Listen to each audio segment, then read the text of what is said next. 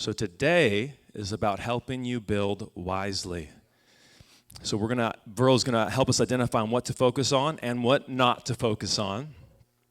He's gonna help us create a clearer plan for 2026 and share tools and resources that can make the difference in your business. We are lucky to have him. He's a world-class speaker. Please stand up, put your hands together, and welcome to the stage, Verl Workman.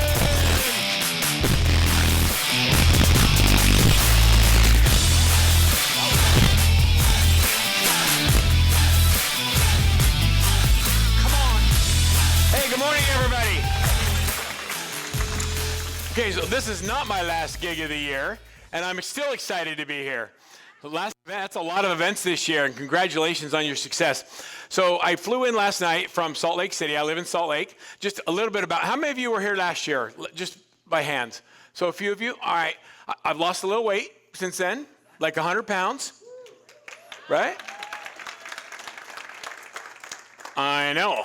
It's like my wife leaned over the other night and she was like, "What the heck is that?" I'm like, "It's my rib." I wish that was my ab, but it was just a rib.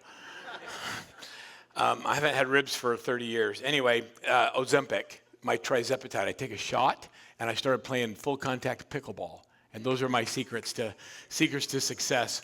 And so it's been amazing to like not have cravings for carbs. Okay, so what should you do today? So at dinner last night, last week I was in Houston at the National Association of Realtors, and it was an interesting conference. The week before that, I was in Ohio talking to the Ohio Board of Realtors, and it was all their brokers and owners. And 2 years ago, when I spoke there, they had a speaker that mentioned AI. This year, there were 18 speakers, and they all talked about AI. And they all showed the same websites of all the things people could do, and none of them were actually making any money with it. We've been investing in AI for probably 4 years now, and we use it extensively in our business. And I created a really cool tool for all of you today that I'm going to give you, and we're going to have some fun with it. How many of you are like into your AI tools? Anybody? All right. How many of you think you're pretty good prompters? Like I can prompt. All right. Safe prompt.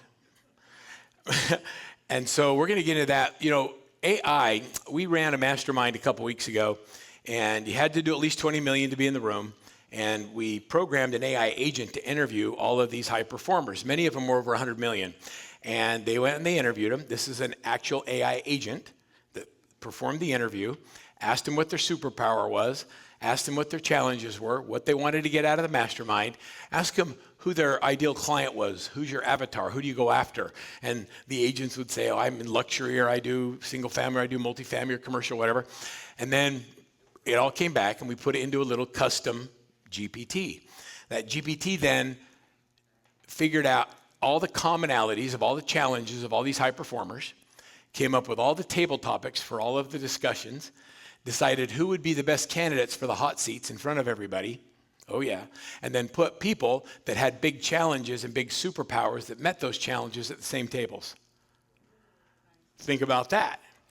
And then while the mastermind was going on, we instead of, you ever been to a mastermind and you can't take notes fast enough? And then you're done and you don't do anything because you got a whole page, you got pages of notes? We just had everybody turn on a voice memo on their phone and record the conversation. So when we were solving problems, and we weren't brainstorming, you had to do experience shares. You had to come from a place of, look, I had that problem, here's how we dealt with it, and share the tool or the technology, the resource or the process or the system, and it solved it. And what was really cool is at the end, they would bring their memos up to us, and they'd airdrop them into our Macs, and we'd put them into our custom GPT, and then it took all of the conversations and all of the summaries and all of the websites and all of the tools and all of the solutions, and it organized them for everybody to have notes from all of the tables and removed all the personal identifiers. So if you were talking about your business and how your assistant's driving you crazy, it wouldn't tell you who your name was or who the assistant was. And so it took all that out. And when everybody left, we had the AI avatar then go out and do deep dives on everybody's social footprint. And we wanted to know how you showed up online versus who you said your avatar was. And then it wrote a marketing playbook for you to go back and fix all of the things that don't line up with who you think you're going after. Like I do luxury real estate, but all of your testimonials and videos are on first-time home buyers. Didn't work. And so it went through and everybody got a playbook. And then we gave them all as a gift when they left a custom GPT that would that they could go into and ask any question. It would answer in the wisdom of the room. And I've never, ever seen a mastermind that ran like that. And I've never seen so many people so active afterwards in a WhatsApp group where they're all talking about what they've discovered and what they're building. AI is game-changing when you understand how to use it. We're now using AI to listen to all of our sales calls, to give feedback to our agents that are converting leads. We've got AI now that works in a coaching platform that analyzes data and comes back and identifies gaps and helps the coaches be better coaches when they're coaching people. We've just started a new program with AI that literally builds funnels for lead generation and attraction, has an AI agent that sets appointments for you on your calendar. Yeah. And then follows up with all of the pieces in these funnels until they conclude. So we're doing like crazy things with AI. I'm not like from the generation of these young people who are coming in and using technology. I am a serial entrepreneur, and I just want to figure out how to create leverage. To me, leverage means that I am able to do more with less effort. It's like you were telling me this morning about your daughter driving a stick shift. Now she didn't want to drive a stick shift. Okay. Not having leverage is like driving your Ferrari in first gear and never shifting gears. Have you ever done that? Have you ever been in a car where you drive? What happens when you drive 60 miles an hour on the freeway in first gear? Right? And so it wears out the engine. It makes you afraid. The car starts to shake. And sometimes you have to take your foot off the gas, push in the clutch, and shift gears. And when you do that, it allows you to go at a higher level of speed with a higher level of ease. And so that's what leverage is. We're going to talk about that a lot today. You came here to talk about business plans. We're going to get into business plans. And I built a custom business plan GPT for all of you, and I'm going to give it all to you today. And this isn't, matter of fact, I'm going to give it to you right now. In order for this to work, you have to have at least whatever the cheapest paid version of ChatGPT is. So if you're doing the free version, it won't work for you, and I'm sorry. Buck up, it's $20. Get the free one, get the pay one for a month anyway, and then you can use this. I'm gonna give you this QR code right now. When you go and download this, there's some other things that I'm gonna give you as well today. Don't worry about those things. Not those two things, I'm actually giving you different things than that. Make sure it should work. So go to the code, it'll ask you who you are, fill out the information on there. There'll probably be questions on income and do you want a coaching consult? Only answer that if you want one. Like we're not like hardcore salespeople. If you want some help in your business and you want to go to the next stratosphere, then set up a coaching consult. We'll talk to you. We'll teach you how to do that. A bunch of people from this group came into coaching last year. It was fun to have dinner with several of them last night and to see how great everybody is doing. It's fun to watch businesses transform and lives transform. Okay, do you get it? Did it work? Okay, I just want to make sure it works. I'm not going to talk about this for a while. And now everybody look at me for just a minute. As soon as you have it, you got to put it down because you will go down the rat hole. Because it is so cool. That 40-page business plan, today, I'm going to bring somebody up on stage with me, and we're going to build your business plan in a few minutes. And we're going to reverse engineer it, and I'm going to show you how to get crazy goals and know exactly what we have to do every single day in 4 different pillars of income. So we're going to actually workshop a business plan. I'm going to work through it with somebody. You'll be able to all do this. What used to take us days to do in business plans, we can now do in minutes. And so we're going to have fun doing some additional things today. Is that okay? Is that all right with everybody? All right. So I'm kind of mad because last night I went to dinner and we went around the table with an awesome group. And thank you for putting that together. I'm trying to make sure I get power here. We went to dinner with an awesome group. And as we went around the room, everybody was asked what they're hoping to get. What would you like to leave tomorrow when Verl's done?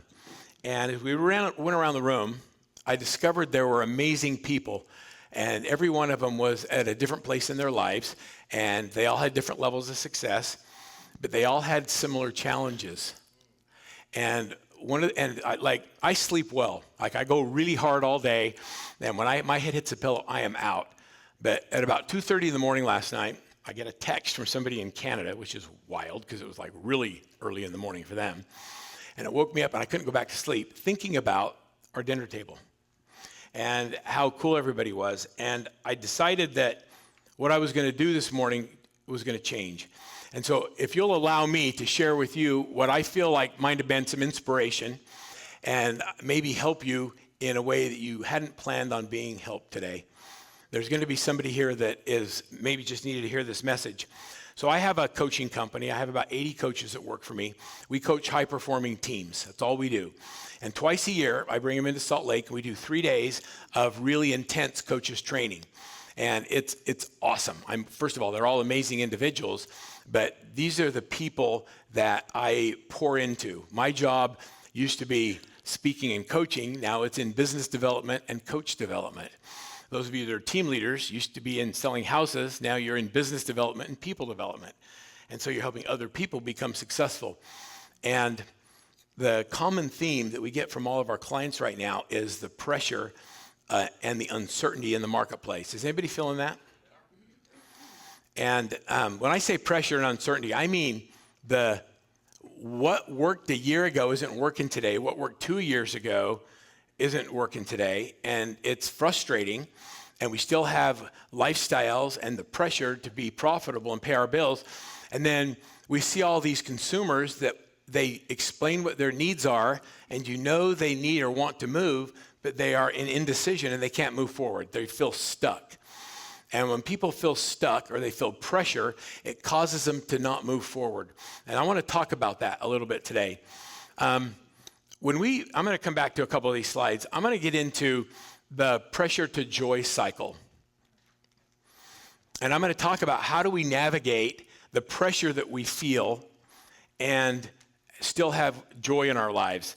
I believe that we're here so that we can have joy. I don't think that we're here to sell houses. I think houses is a tool to be able to create a lifestyle that we want. I also believe that every family, every business, every company, every office has a culture. And that culture is either intentionally created or it's accidentally created, and you get to choose. And so when I think about pressure, what happens oftentimes is it changes our culture.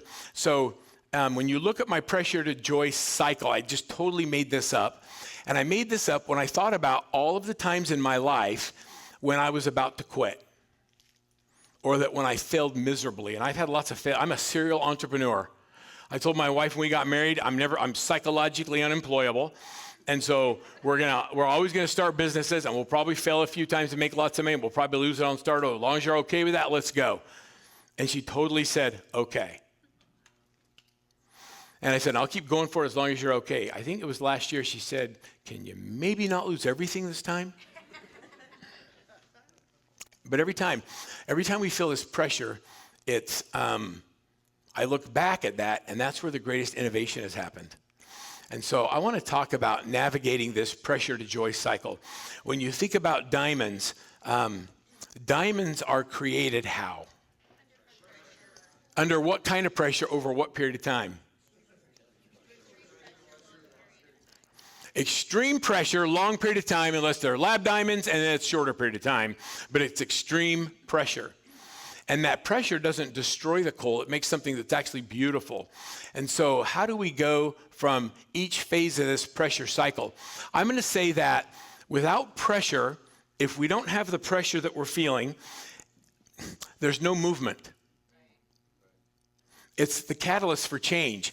It's when you feel uncomfortable and it causes you to stop doing the things that aren't working and try something different because you've been stuck here for so long. When something catastrophic happens in your life and you have to step up, it's always because of some kind of pressure. I watched my mother go. My father was disabled when I was 11 years old. We had 7 kids. My mom, for a couple of years, was unfreaking believable. How she stepped up with 7 children, 3 in diapers, and navigated my dad going through. He had an aneurysm. He had blood vessel burst in his head. He went blind, had severe brain damage. He tried to kill himself. And when he did that, they put him into a nursing home where he spent the next 25 years of his life. Pressure was the catalyst for change. He was a former Marine. I grew up, he used to wake us up in the morning and yell reveille down the stairs. And then all 7 kids would come up at the breakfast table and we'd eat oatmeal. And we'd read in our scriptures and write in our journals. That was my dad.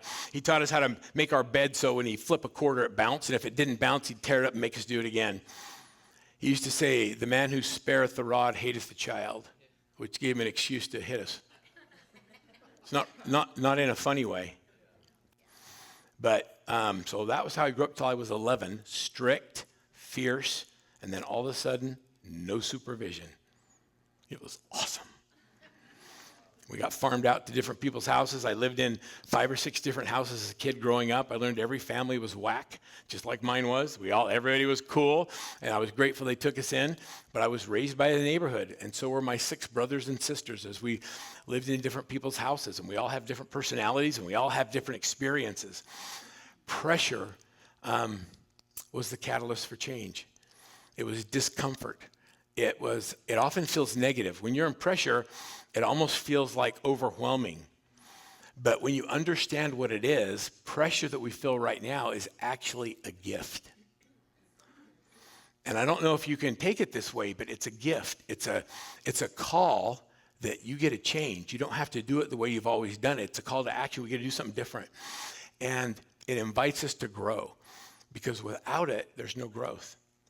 And so if I could get you to just take a minute and just recognize the moment you're in, this pressure. Am I talking to anybody today? Is anybody feeling it? Okay. Okay, so if you can recognize this moment you're feeling, and I just want you to just say, thank you. Now let's do something about it. I'm going to go through each of the phases. First is the pressure. You feel, this is my granddaughter, this is Lyric. Without the pressure, we don't have growth. This is the messy middle. This is when you have to stop doing what you were doing because it wasn't working, and you got to try some new stuff, and it doesn't work. It's messy, and it's awesome. And it just happens that you just show up consistently and you do things that it doesn't look right, and then all of a sudden, because you're doing the right activities, something else works, and you weren't even planning on it. And all of a sudden, it's attracted a new kind of business or new opportunities. It's in pressure and in this messy middle is where your future self is built. This is where, and only because I know you and I know what your last year was like, your future self is so much more prepared for your next level of growth because of all of the things you went through in the last year. And I am excited to see what that looks like. It's where our habits become replaced with better habits. Think about that. It changes. And so here we are in the growth phase, and we have to just make better decisions. I think that of the 8 or 9 people at dinner, 5 or 6 of them asked, how do we choose what to do and what not to do? Because there's so much noise, how do we know if this is the right thing? You know what I'm saying? How do you decide? And it happens with making one decision at a time. The other thing I realized when I was thinking about what my coaches are dealing with all of these clients that we're helping, is that it's really difficult when you're in one season of your life to see what the other seasons are going to look like. And so we try and survive where we are, and then when we pass through a season, we look back at it and we missed the important things that we shouldn't have missed, anticipating the end. Growth doesn't always look like winning. Sometimes growth is recognizing what season you are in your life and giving yourself permission to be and have joy in where you are. I remember getting married for the first time and starting my first business selling satellite dishes and hot tubs at the fair. I owned an inflatable gorilla. We did so good at the fair that I couldn't duplicate it at the store, so we started making our own fairs. I'd go to Home Depot parking lots and put up my inflatable gorilla and a bunch of hot tubs and act like it was a fair. It was so much fun. In that phase in our life, we didn't have any young kids, and I was blowing and going and working, and we were figuring stuff out. But then all of a sudden, I have 3 kids, 3 little ones. And now my wife's not working, and she's a stay-at-home mom, and I need more consistency in my income. And what I was doing in that first phase changed. And then how many of you as parents went through I have 6 children, and you went through the phase of, oh, now they're in sports and dance, and I'm involved in coaching, and my wife's a PTA president, and we're doing all of these things, and we're trying to help create good little people by creating good life experiences for them. And in that phase of our life, it wasn't all about making money. It was about making memories and about creating great things. And I remember thinking, I just can't wait till my last one graduates from high school. Thinking about what was next. And you know what? My last one just graduated from high school. And then she told me last week her boyfriend got a scholarship to Dixie at Southern Utah. And that she was going to go to the community college by our house. Now she wants to go 4 hours away. And I don't want her to go. I don't want to be empty. I don't want to be, I love her. Carly, I get 100 hugs a day when I'm in town. Carly she is my favorite child. Get that on video. My other kids need to know. They're not even players. It's hands down. They already know that. But we're in a different season. It's a different season. And what we're thinking about today is long-term wealth and making sure we don't have to work so hard and being able to travel and creating an environment that our kids and grandkids want to be part of, right? There's just different seasons. And so growth doesn't always look like winning. And I want you to just recognize the season that you're in right now and find joy in it. And enjoy the journey. It's not about the destination because you never get there. And if you're always waiting till the end to have joy till something else happens, then you're going to miss all the great things that happen in your life. And I'll tell you what, when I closed my satellite dish stores, I had them for 8 years, and the book came out, Who Moved My Cheese? You remember that one? Okay, all right, so someone was like munching the cheese. I was selling these big 10-foot satellite dishes, and they were inventing the 18-inch dish. And I thought, oh, it's never going to affect me. I'm doing great. My business is great. My margin overnight went from $1,000 every time we sold one to $68 on an 18-inch dish. My nut to crack was $70,000 a month. I could not make it up by selling more. Yeah. So I closed my stores, went out of business with my 3 little kids. But before we went out of business, I had won a trip to go to Mexico with my wife. And I remember going to Mexico, and we were on this trip, and we were in Florida and went to this little art gallery. And my house had just sold, and I'd moved into, I had a beautiful home we'd built, moved into a little house with a carport that looked like the one I grew up in. It was like poverty all over, PTSD. And I was thinking about my wife and our 3 little kids, and we were just happy.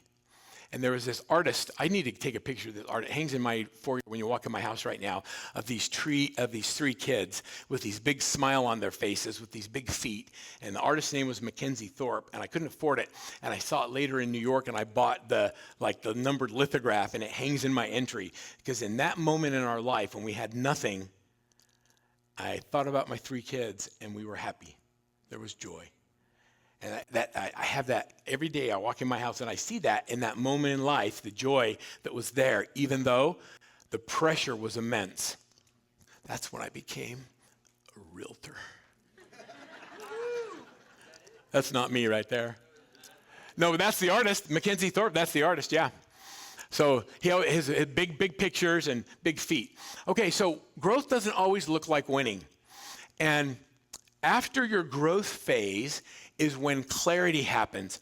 It does not come before clarity. We want to grow, but we can't have clarity on what to do until we go through this messy growth phase in the middle. What happens when people get coached is we start making you track things, and you think it's so that we can hold you accountable. It's not. Greatness is predictable, and so is average. And the difference between people who have and get amazing results and people who get average results rarely is because of the quality of the individual, but almost always is because of the activities they focus on. And so if we can find the activities you're focusing on that are giving you an average result, and we can replace them with activities that give you a higher result, it changes your experience. And so it's not accountability, it's awareness. And so we track the things that matter so we can become aware of whether or not our activities are consistent with our dreams. And if they aren't, we just make course corrections. So we track things. That which gets measured gets done. And then all of a sudden, fog starts to lift. And we get really, really clear on what our priorities are. Has anybody ever gone through something where you thought your priority is one thing, and then something happened in your life that completely changed what was important to you? What was that for you? I left a major bank and went into business for myself so I could spend more time with my kids. Yeah, left a major bank and wanted to business for himself so he could spend time with his kids. Yes, sir. God hypnotized AE and M all at the same time, where I was making $1 million a year in real estate in Mexico and was flat on my back for 18 months. Everything had to change my life. Yeah, you're making all this money and then all of a sudden, none. Contaminated shrimp, you change your entire life. Yeah, and see, I like shrimp. One thing, and you don't know. My father-in-law, this was a kind of a game-changing thing for me. 66 years old, he retired from Georgia Pacific Paper Company. He was a big sales manager, and he went to the big last convention in Florida or New Orleans, and he came home and he just felt sick and thought he had hepatitis, but it wasn't. It was pancreatic cancer. He was 9 months from diagnosis to funeral. He saved up his entire life, and they didn't spend any money, and he retired at 66, and then he passed.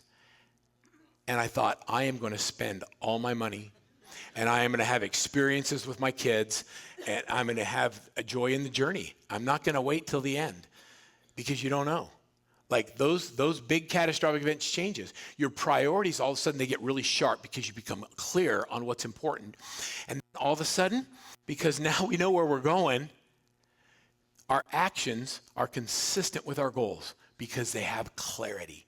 When we're not clear on what we really want, it doesn't matter what we do because it doesn't get us anywhere. We don't know where we want to go. How do you know you're making progress? Saturday Night Live, one of my favorite Jack Candy quotes. For a ship bound for no harbor, no wind is favorable. I love that one. Like if you don't know where you want to go, doesn't matter where the wind's blowing. And then all of a sudden, when you have clarity, all of a sudden you know what it is you want and you make that decision.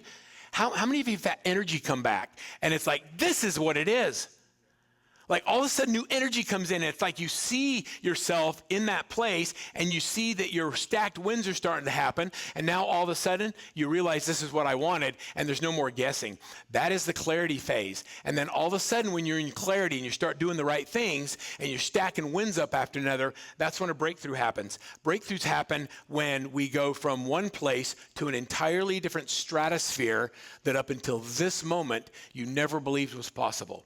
Because of the negative voices in your head, the people in your life that have told you you don't have value, that you're not worth it, that you can't accomplish something, that nobody like you has ever done anything great. So you need to be happy with where you are. Breakthroughs happen when you become really clear.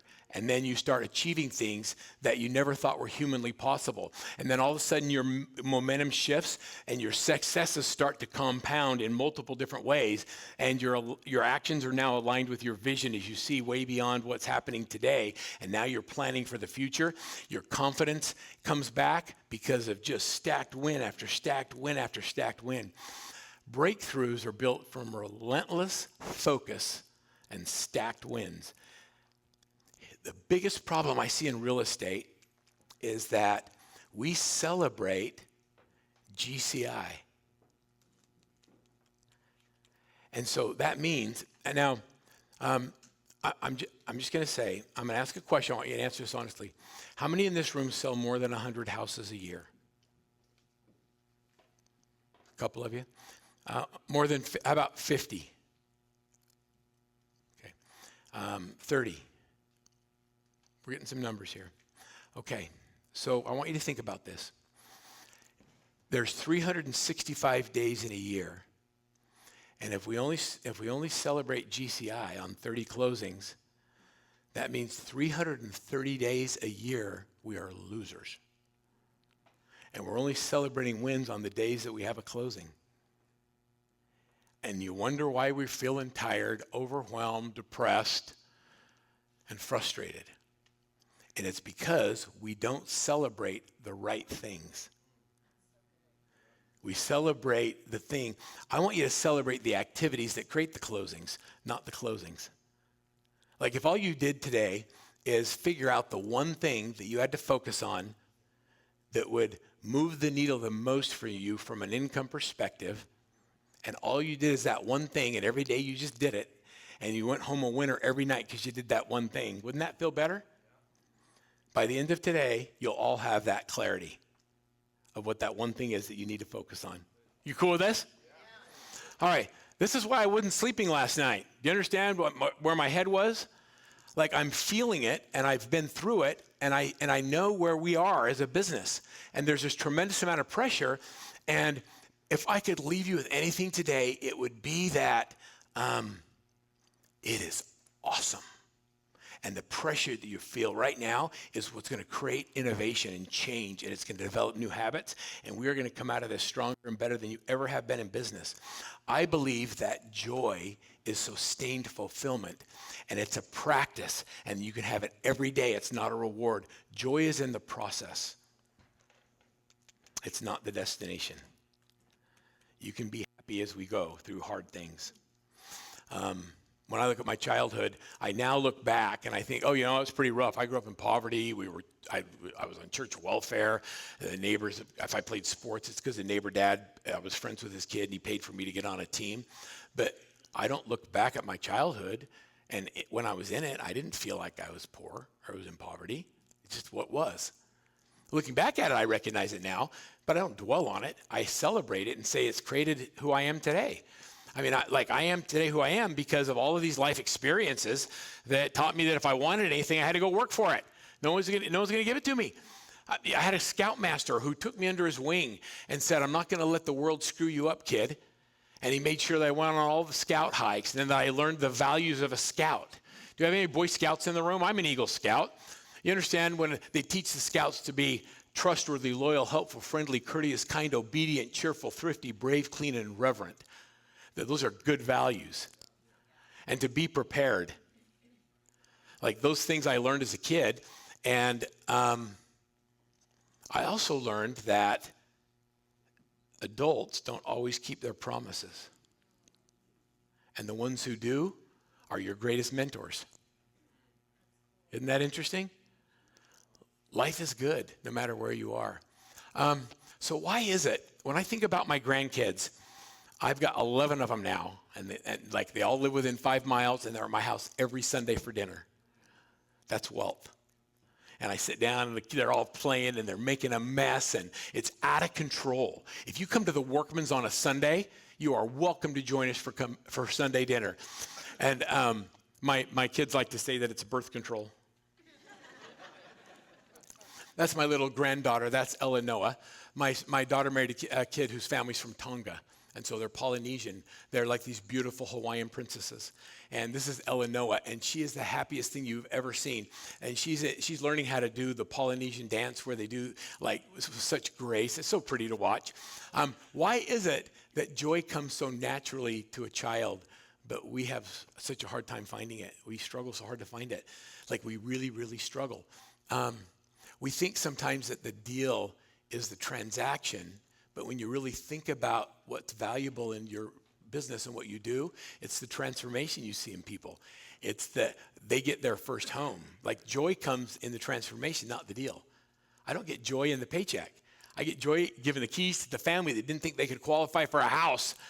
I never thought theirs would sell, right? Or they lost everything and now they've built their credit back and now they're able to do it again. Like that's where the joy is. Joy is in the transformation, not in the transaction. Mahala is a gal that I coach in North Carolina. She bought a team right before COVID hit. And she got an SBA loan. And then the team leader who was supposed to stay with the business moved out of town. And the brand went away and the business died. Yeah. Mahala saw me at a Boomtown convention and we sat down a couple years ago and we had to completely redo everything. We had to fire all of her people, change the culture, hire people back on compensation, allowed her to be profitable. And this year, I just spent 2 days with her and her team. She'll do 300 sides. Her business is up 5% over last year in a market that is down 40%. How is it that one person can grow while everybody else, when you ask them how the market is, says we're down 40%? Because she understands, well, first of all, as a single mom, she was hungry. I love coaching single moms and single dads. Well, Mahala got married last year, and she still has beautiful daughters, and she still kicks butt, and she doesn't list or sell houses.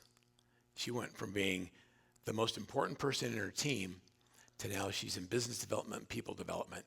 She stepped up, and we changed her model because her model didn't allow her to be profitable without her participation. So why does profit matter in the joy conversation? I was thinking about this. Has anybody ever had financial stress at home? Oh, okay, so it's not just me.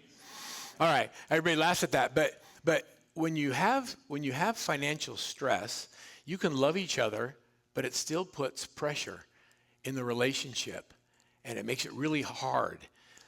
Profit removes pressure, and it funds freedom, and it allows you to focus. But we don't spend enough time figuring out how to get to profitability, and it's really the only number that matters. How many of you know what your freedom number is? I love that you put your hand up quick. That's the number that you never have to answer to anybody again. That's the number when my wife and I talked about when enough is enough is.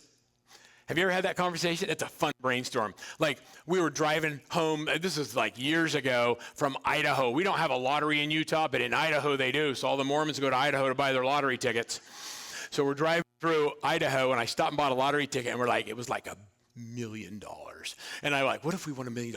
We'd give it to him. We'd talk about who you give it to, and we talked about the freedom number. And my wife asked me, when's enough enough? When do you have enough that you don't have to go hard like this anymore?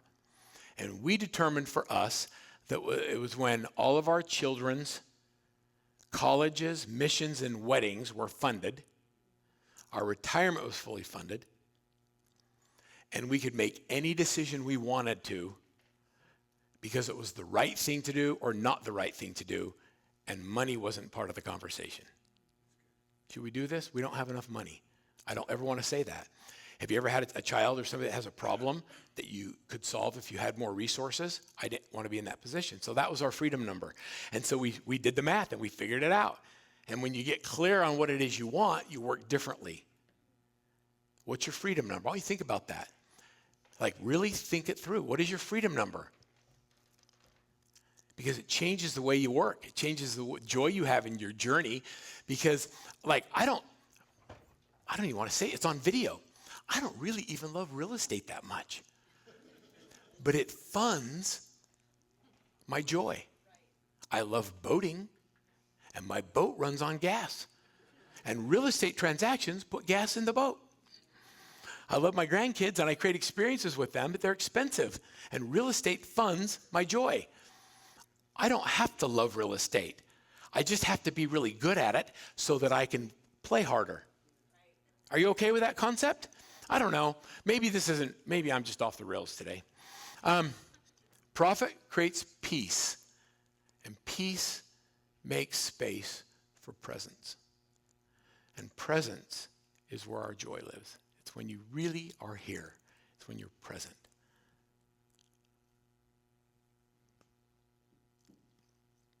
That's my grandson, Samisi. Oh, there's audio on this. He's pulling my ears, and he's laughing so hard when I pull his ear. It's running through the HDMI, but we didn't test it. It's okay. It's funny. He's laughing so hard he can hardly stand it. And then his sister and my daughter are in the background, and they're laughing so hard. When you can just be present in those moments because you're not stressed out, that's where you have joy. Joy is now. It's not later when something great happens. Joy requires us to value time over money. It just does. And so these are the things that give me joy. That's me just a few weeks ago at Lake Powell on my little fishing boat catching bass. And then that's me with my grandson holding his first fish that he won't touch. And then that's me playing pickleball with a couple other professional speakers at a conference. Joy requires us to value time with the people we care about more than we care about money. I have never had joy holding cash. There's no joy in it. When you walk in and your grandkids see you and they run to you and they have so much love and they just want you to pick them up and hold them and they can't say your name, grandpa, bampa, whatever they call you because they're so little, is where the joy lives. It's harder to experience this type of joy as we get older.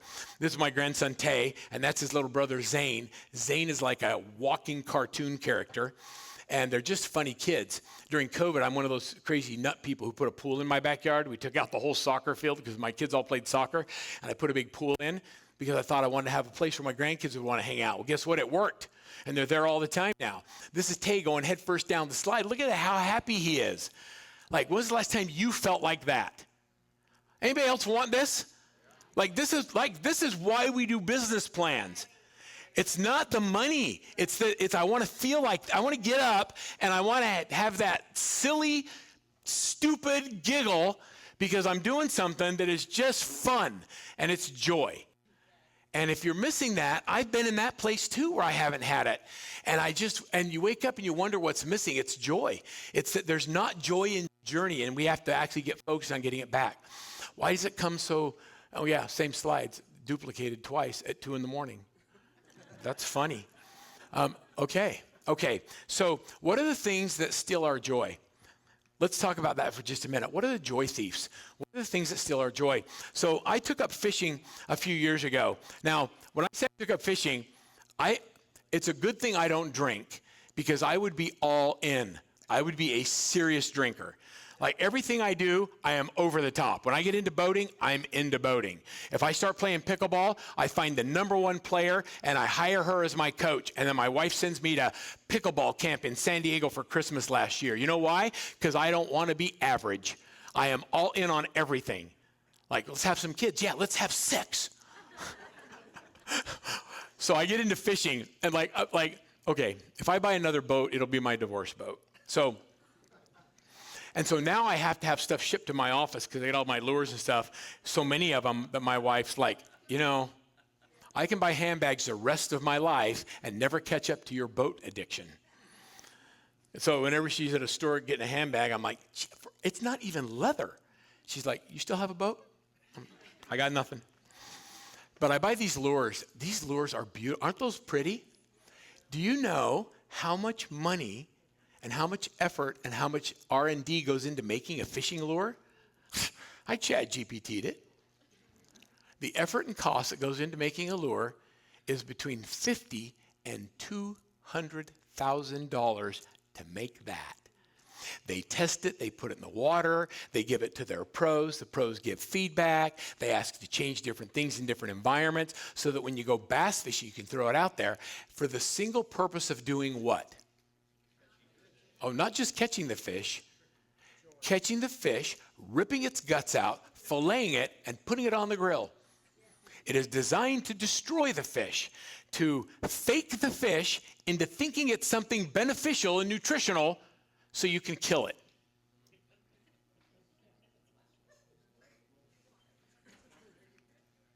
I catch and release. At coaches training this year, I gave all my coaches keychains with little bass lures on them.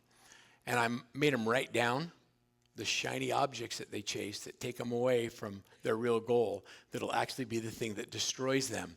Some of the things that are our shiny objects are buying more leads, social media done for you, attending endless webinars instead of prospecting, overbuilding your CRMs and tech stacks, focusing on social media vanity projects, waiting for the perfect system or the new app, and spending 80 or 90% of our day doing activities that don't generate any revenue. I call it fake work. These are the lures or the things or the shiny objects that actually steal away our joy. We chase something that looks better than what we really want in the excuse that we're doing it for them. And what they really need is us. You know there's over 100 lead sources that you can buy leads from? How do you pick? Like, I'm telling you right now, Rob, you tell me if this is true. We can generate leads at any level for any size of business to earn as much as they want. Lead generation is a non-issue anymore. Do you agree with that? Can we generate leads? Yeah, we can. Okay, I got a call from Brent this morning. Brent, Gove called me. He got out of the front row of Tony Robbins to call me to tell me this. We have so many freaking leads, we need more buyer's agents that want to work them. Did he not? Yeah. You were in the car, you drove me over here, and Brent's like, it's really important. And he says, if you are an agent and you don't have enough leads, or a buyer's agent looking for a team, or you want help, send a message to teams@brentgove.com, because he has the leads coming out of his ears, and we have teams in the marketplace that need help. There are so many opportunities out there that we're not working. And so if you want some help, and I'm not trying to recruit from one team to another, whatever, if you're a team leader and need help, reach out to Brent. Like, if you need help, figure out how they're getting them and what's happening, and let's get on the boat. Lead generation is a non-issue. We can generate leads at any level in any size of business. And so my message to you today is just don't be a dumb bass and don't chase shiny objects. Come on, that's funny. That's funny. And my son, with AI, put my logo on it. And then we made stickers and gave them to all of our coaches to put on their Yeti mugs, right? On their Owalas. So don't be a dumb bass. All right. So one of the things that came up during dinner last night is, how do we make the decision on what to focus on and what not to focus on? And because I go a million miles an hour in 400 different directions, and whenever I go to an event, there's always a new thing, a new shiny object, a new idea, a new AI, and I want to do it now. And so my daughter, who is the president of our company and my co-founder, she helped us create a decision-making framework. And so anytime I bring something up, we have to sit down as a team and discuss, does it directly drive one of our main 2025 goals? Does it support a key theme or product, and we have to score it? Is it a nice to have but not mission critical? Is it unclear connection or strategy, and it doesn't support a core direction right now? And then we look at departmental impact. Is it high impact across more than one department? Is it going to take people off their primary goals? Is it a strong impact? Does it help one team but it doesn't help anybody else? Does it serve just a couple of people that really are loud about they want it, but it's not something everybody can benefit from? And we go through a decision-making framework and we score it, and then we make choices based on a framework instead of emotion. Because I am a sucker. Like, the best people to sell are salespeople. I love to be sold, and I love good salespeople, and I buy everything. Like I just buy everything. I mean, I bought this big frog at the Walmart in Florida, and an $8.99 Zebco rod and reel, because I was driving across Alligator Alley and I wanted to fish for bass. And the frog was this big. I didn't believe I'd catch fish, and I caught an alligator. True story. That's a fishing story, but it's true. We do stuff because we don't know, so we just take anybody's advice. And then I own a software company. In the software company, we have the same, it's different. We have a different code that we use to make decisions. You guys take pictures, this is great. I'm going to give you a really easy joy decision-making framework today that you can all use. And so this is just from our dinner last night. Joy is the acronym. So when you're trying to decide, should I do this or not do this, the J is just pause. Don't react immediately. Just pause. It's okay. That silence helps you gain clarity. And then own your purpose. Ask yourself, does this align with my actual core motivating value? Is this where I'm going? If the answer is yes, let's go. And then why? Is we're going to yield to what matters most, and we're going to let go of the distractions and the toxic influences that steal away our joy. Okay? There's your joy framework. When you chase shiny objects, what happens is we stop doing the basic fundamentals that I know create predictable greatness. If you want a list of those fundamentals, this is the slide. It's daily huddles, time blocking with my perfect week, your daily success habits, workman clients. Do you tell me if these things are work or not? Role playing, practice scripts and dialogues every day for 30 minutes. We prospect as a team. We work our top 50. We have compensation that allows us to be profitable. One of the biggest mistakes team leaders make is they overpay their agents, and they're not, and it disincentivizes the behavior we want from the leader. If you pay your agents too much money, you won't get out of production because you can't afford to. And so you give them your B and C leads. Do I have any buyer's agents or team members here? Anybody? Are you all leaders? You are? Yeah. Okay, so would you rather have a higher split or a higher 1099? Really? So you'll argue with me to get a 70-30 split, but I'll put you on a 40% split and guarantee you'll make more money. The split doesn't matter. The amount of money he takes home to his family matters. And so when we put him into a culture of productivity in the right environment, if you're not making $100,000 on my team, I don't want you on my team. Fair enough? Okay, that's a minimum. Okay, now you want to talk about splits? Doesn't matter. Let's make $100,000. Like, let's just get there. I'll show you. I'm going to give you exactly what to do and how to do it. And you'll do 2 deals a month, and then when you get to that, we'll help you get better. Okay, so we follow systems. We have the right compensation. We follow leads systematically. We have amazing client experiences because you have to be great at the business. We're no longer in a fog and mirror business. If you can fog and mirror, you can sell a house. We've moved into a professionals market where you have to be actually good at it or you're not going to succeed. So you can't suck anymore. Like, if you're doing 4 or 5 houses a year, you're not players. Like, who wants to get back surgery from a surgeon who also does backs a couple times a year? The consumer is trained to work with specialists in every area of their life. Isn't that true? I mean, okay, ladies, how many of you have someone that does your nails? Specialist? Somebody different that does your hair? Do you have a different person that cuts it than colors it? Because it's a different specialty? My wife does. Somebody else does her Botox. What? Yeah, people do that, I know. And then somebody else does, like, they're all like the same cosmetology license. What do you do in real estate? I do everything. I do residential, commercial, I do land, 1031 exchanges, I can do rentals, I do everything. Oh, sell my house. Like, people want an expert. What do you do better than anybody else? I love it that I have commercial guys over there. You know why? Because I hate it when I get in a transaction with somebody who also does real estate, also does commercial. It's a different animal. Right.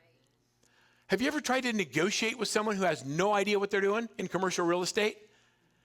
I would rather make 25% and refer it out and know that my client had a better experience than make 100% and screw up a relationship.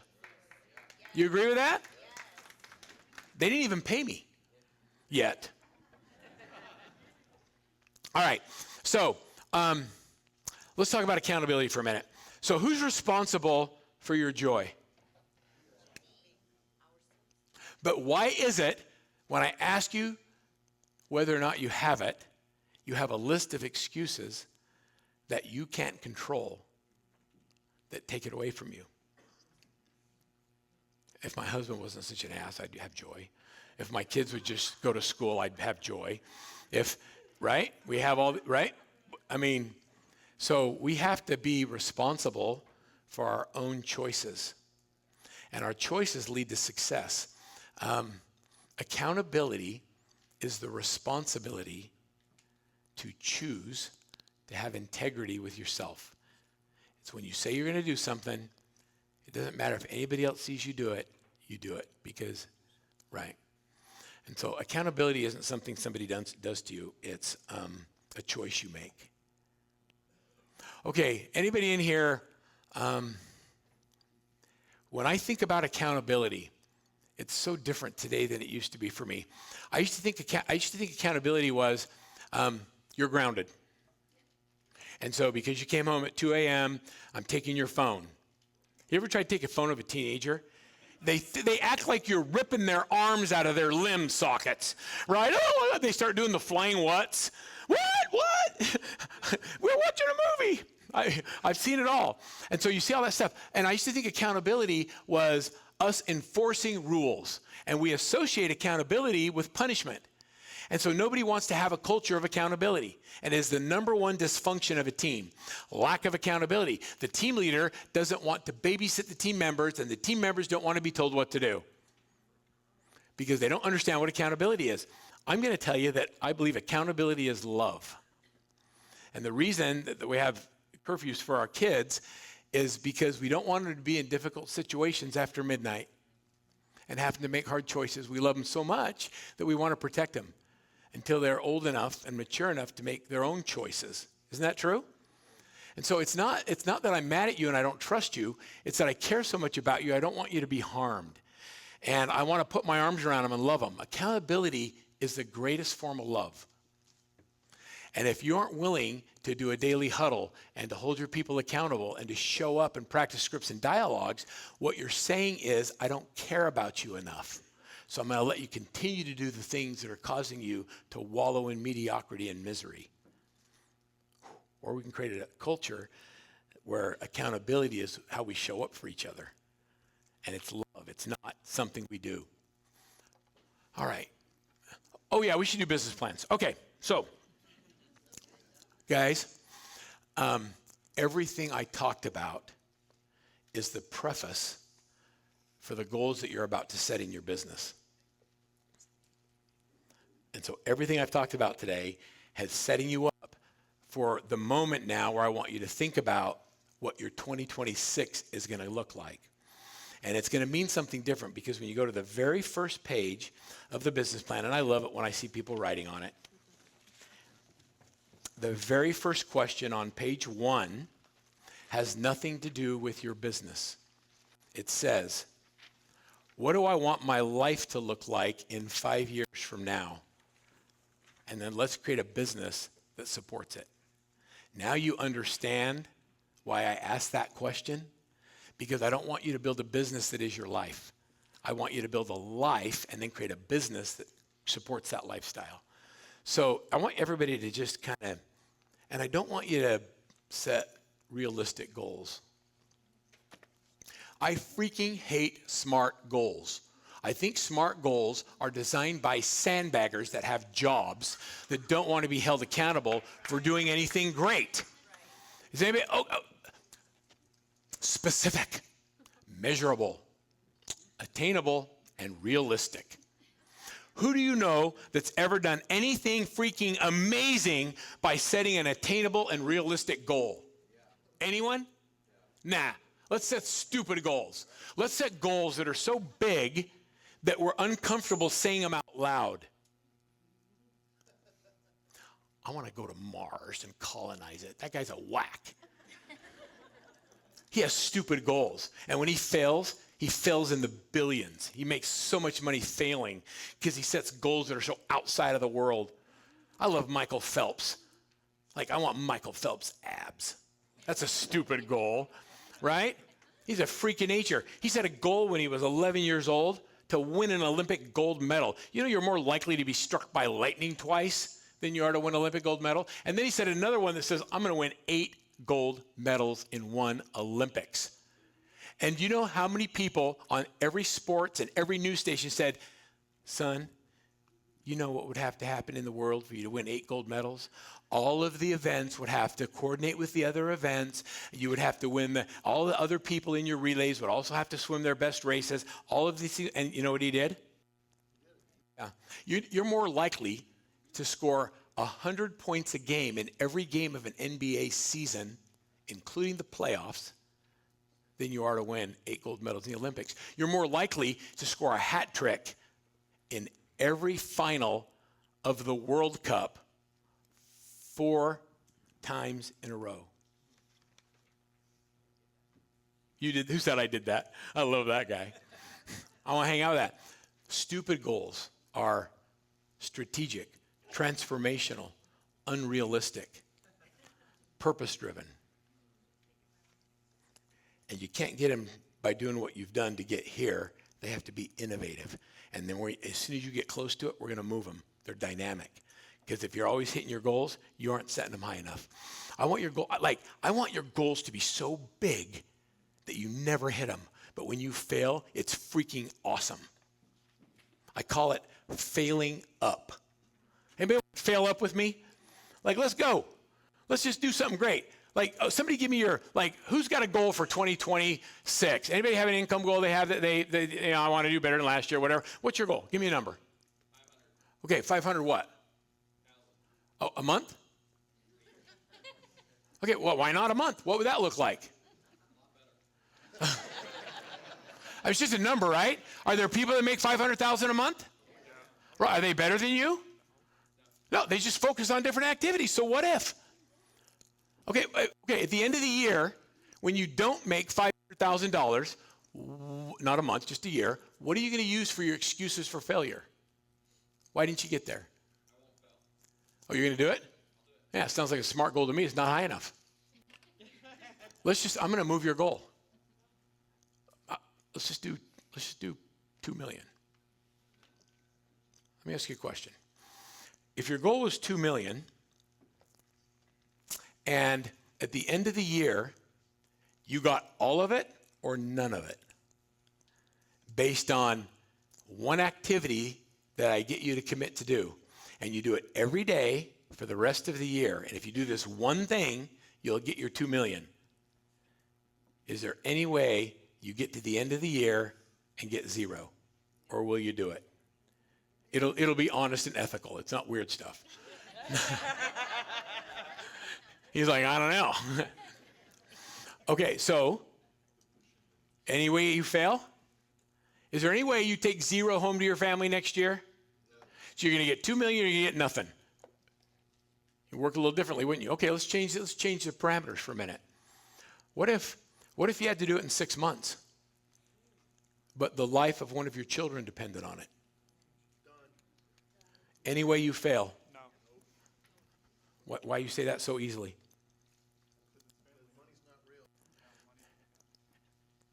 Is there any way you fail? You're going to figure it out. Is there any way you could do it? There is always a way to do it. Well, hold on a second. Let me finish the question. You're very excited. Is there any way you could do it by doing what you're currently doing now? No. That's the key, is you got to realize that you can't get there by doing the things that got you here. You're here because of the things you do. And it's not good or bad, it just is. And so if you want to go to somewhere different, we got to break everything that's going here to take you to this different stratosphere. Changed it, didn't it? Because you know you can do it, but you can't do it the way you're doing it today. Like, you need 2,000 properties, not 200, if you're gonna, right? And so we're going to do it through acquisition, or we're going to find doors, or we're going to take there's lots of ways to get it. Maybe we can go after some big accounts that have hundreds or thousands of properties and see if we can take one or two of those down. Like, there's ways to get there, but we can't do it thinking small. We have to think different. And so as we go through this business plan today, I'm going to ask you to think differently, and then I'm going to help you take your goal, and we're going to quadruple it, and then we're going to reverse engineer how to get there, and we're going to fail up. You know why? Because it's fun. Cookies are for closers. That's my favorite. Boss Baby. That's my favorite movie. All right. So the next thing we ask you in the business plan is to do your, first you do your business. And I want you to have balance in family, faith, friends, fun, and fitness, because we often give up those things in chase of finances. And I'm going to say, I am unwilling to sacrifice these things in the search of finances. It's not who I am. I'm not doing it. And so if you're going to go after the money and say that my kids don't need me, I'm trying to give them a better life than I had, you are missing the whole point of why we're here. Like, they don't need your money. They need you. They need you to be present. We had this talk. I don't mean to pick on you, man, but that's what happens when you're my Uber. Okay. All right, so because we're running low on time, I am going to share with you how to do this quickly. I need a team leader, somebody who's in production that does more than 30 houses a year. Anybody that does 30 plus houses a year that wants to build a business plan with me, I'm going to give you a live coaching session in front of everybody here, and I'm going to show you how to go to $1 million. No, anybody want to make $1 million next year? Anybody afraid? You want this?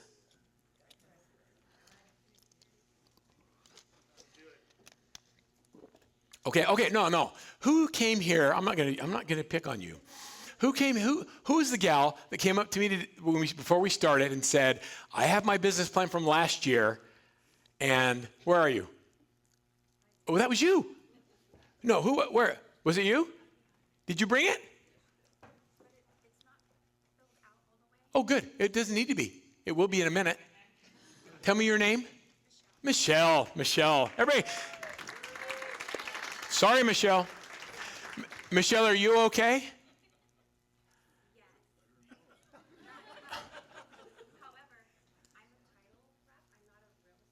Okay, I don't want to use you. Not because I can't. But I'll tell you that my sister's a title rep, and she kills it, and follows the same principles that I teach. So everything that I teach is the same. No, there's another guy. Where are you? You came to me and said, I brought my business plan I filled out last year when I was here. Jennifer. Oh, you don't want to tell me because you're afraid I'm going to call on you. I totally am. All right, y'all have your GPT? How many of you like going to classes and they tell you we're gonna workshop this?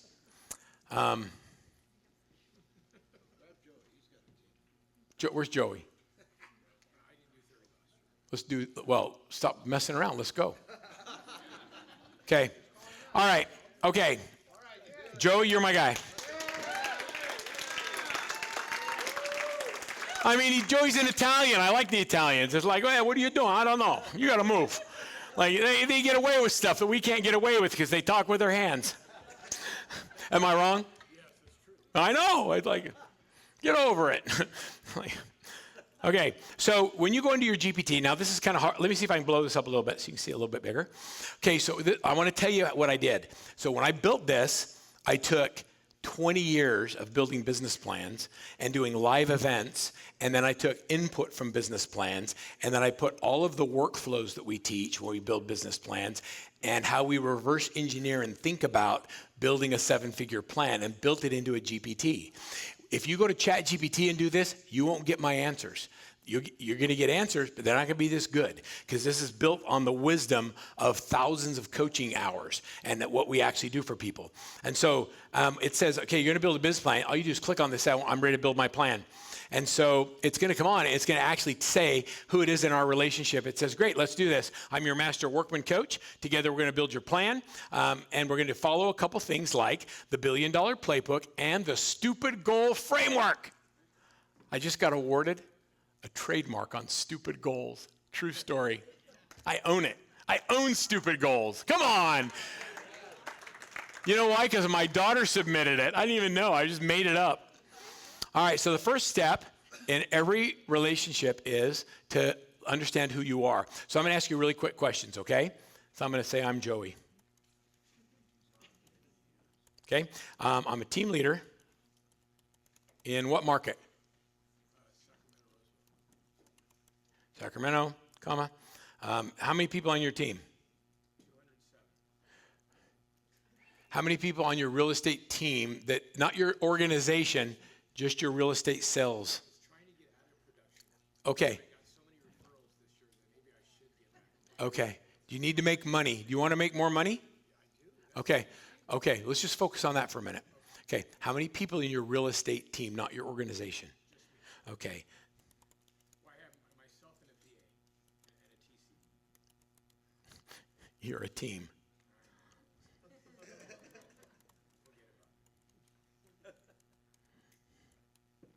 Okay. What's your average sales price?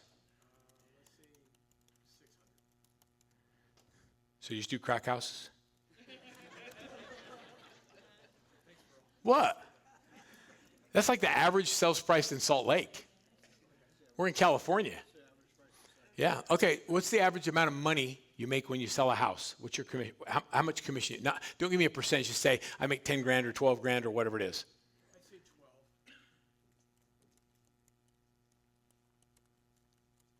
12. Okay. Sorry. My fingers are cold.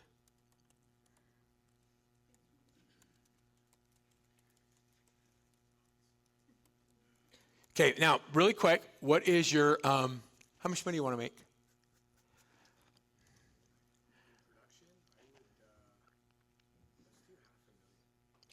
So,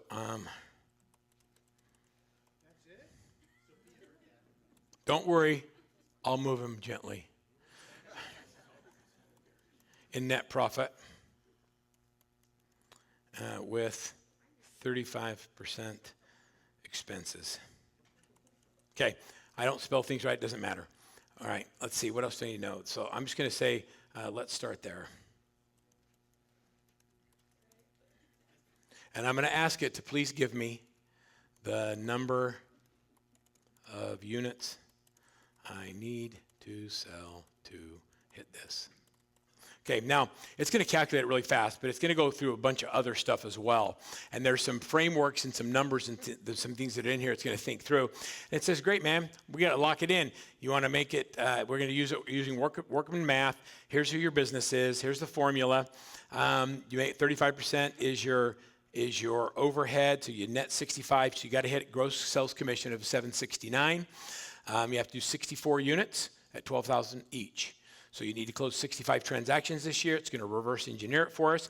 That means you need to do 5.4 a month. That means you got to do 1.3 a week.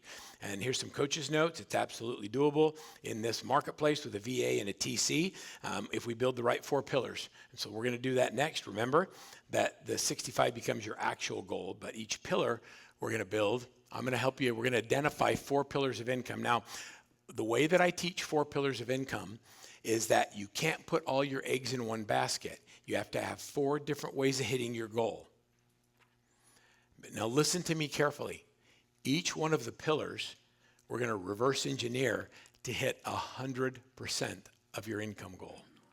So each pillar has to generate 65 closed transactions. Okay? And I'll tell you, the first pillar is your sphere of influence and your database. Okay? And it says, okay, let's go straight into your strategic plan. What do you want your life to look like in 5 years? I'm not going to do this with you right now because I want to make sure that we have time to go through everything.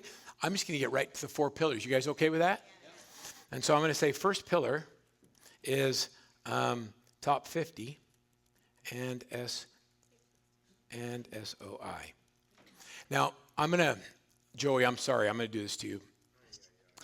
I want you to hit, and I want everybody to pretend like I'm talking to you. Whatever your number is, whatever goal you put down, I want you to hit 100% of your goal with just listings. Do you know why? Because buyers are time-sucking animals. They suck your life away. They will suck everything out of you. You take 20 hours to do a buyer. It takes 2 hours to do a listing. Boy, where should I spend my time?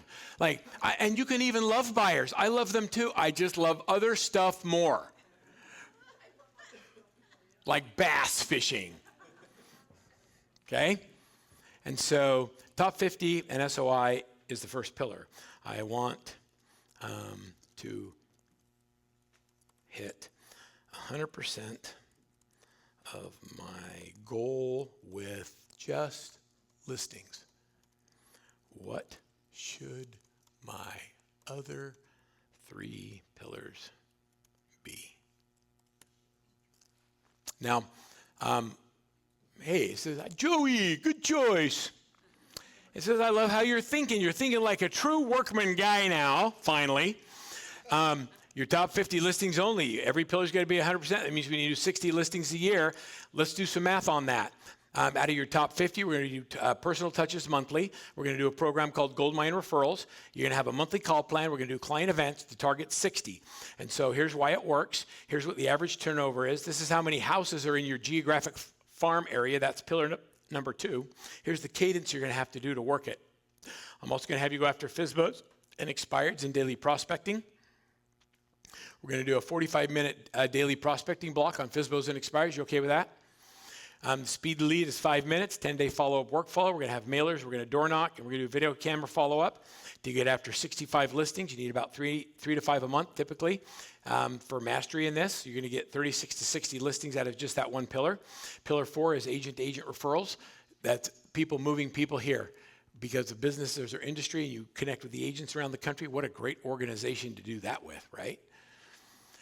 Why it works, you become the Sacramento listing specialist, you list first pitch, higher quality referrals. The cadence is we're going to build a list of 300 agents outside the market. We're going to activate them and teach them how to give you business. We're going to break it down into your 4 pillars of income. This is what they are. Each of you can do 100%. The next step is, now, what are we going to track every day? But I'm not going to go here yet, because here's what I know.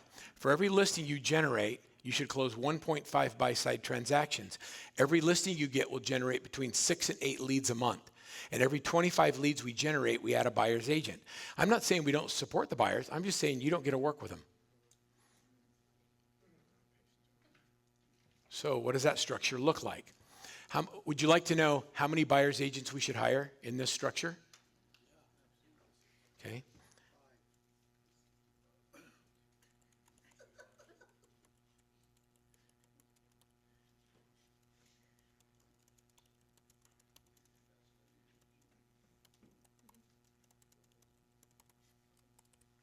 Okay, so if you do 60 listings, that means you're going to close 90 buy-sides. We just moved your goal from 60 to 150. You were here when it happened.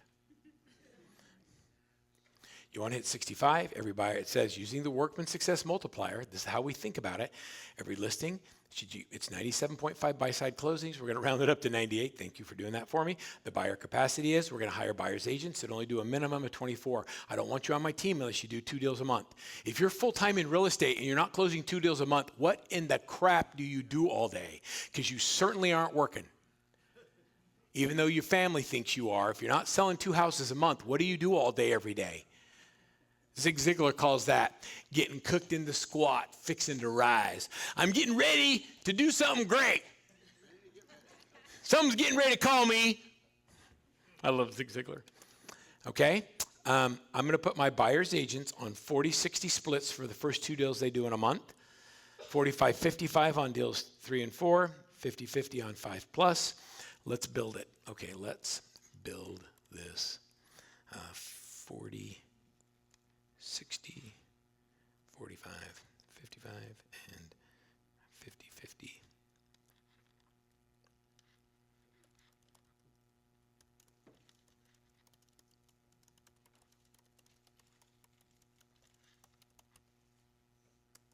Okay, so I just want to know what that did to your income.